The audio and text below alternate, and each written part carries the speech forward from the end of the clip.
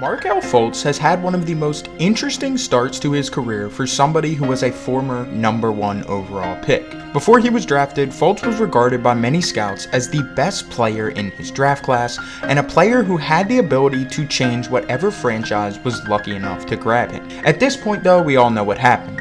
Fultz was selected #1 overall by the Philadelphia 76ers, but had to restructure his entire jump shot after suffering a shoulder injury that was diagnosed by doctors as thoracic outlet syndrome. But what if I told you that a change of scenery and less expectations to be great right away may have saved Fultz's career in the NBA?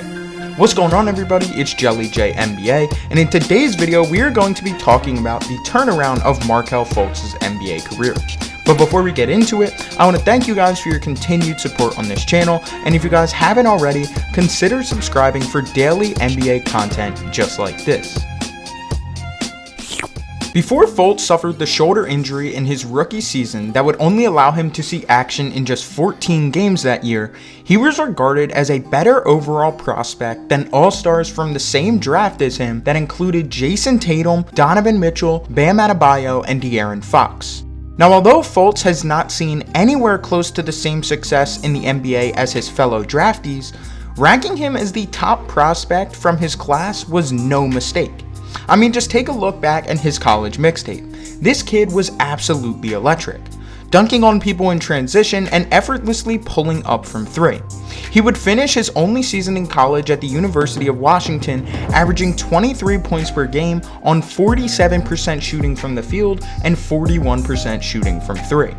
He was the clear-cut best player coming out of college in 2017. Now, obviously, this statement did not last long after Fultz was drafted, in large part due to the injury that he suffered, but it also doesn't help that guys like Jason Tatum, Donovan Mitchell, and Bam Adebayo have blossomed into stars for their own respective teams, giving the media even more of a reason to call Fultz a bust after just his first season because he was drafted ahead of these guys. At the time of Fultz being drafted, the Sixers were a competitive team in the Eastern Conference looking to add another piece to their team that would push them to a championship. Everyone thought Fultz was the guy, and in his defense, if he didn't get injured, he had all the tools to be so.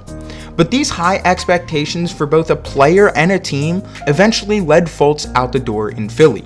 After the 2018-2019 season, Fultz was traded to the Orlando Magic in return for Jonathan Simmons and a future second-round pick.